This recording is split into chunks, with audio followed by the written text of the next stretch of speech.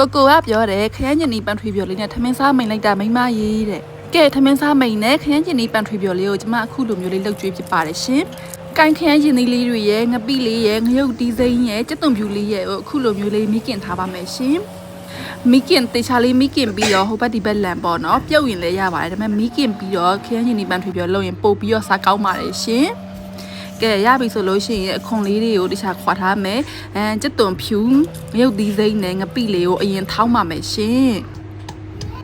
ပြီးတော့မှကျမကခရမ်းကြီးသီးလေးတွေကိုအခွန်ခွာပြီးတော့ထည့်ထောင်းပါတယ်ရှင်အရသာအတွက်ကြက်သားမုံလေးကိုထည့်ထားပါတယ်ရှင်ခုလိုမျိုးလေးတခြားထောင်းနေပေါ့နော်ပြီးတော့ကျမကနနပင်လေးတွေပါညှက်ထည့်လိုက်ပါတယ်ရှင်ကဲနနပင်လေးတွေကိုညှက်ထည့်ပြီးတော့ဇွန်းလေးနဲ့တခြားမွေပြီးတော့ထောင်းငပိလေးတွေရောနေရာအနှံ့ပေါ့နော်ခြာလေးတမရွာအောင်ထောင်းပါမယ်ရှင်ကဲအခုဆိုရင်ကျမရဲ့အရန်ကိုစားကောင်းကိုထမင်းစားမိန်နဲ့ကျမရဲ့ခရမ်းကြီးနီးပန်ထွေဖြော်လေးဟာရတာပါပြီရှင်ပြီးမှအပေါ်ကနေကျမကြက်သွန်နီလေးကိုအုပ်လိုက်ပါတယ်ရှင်က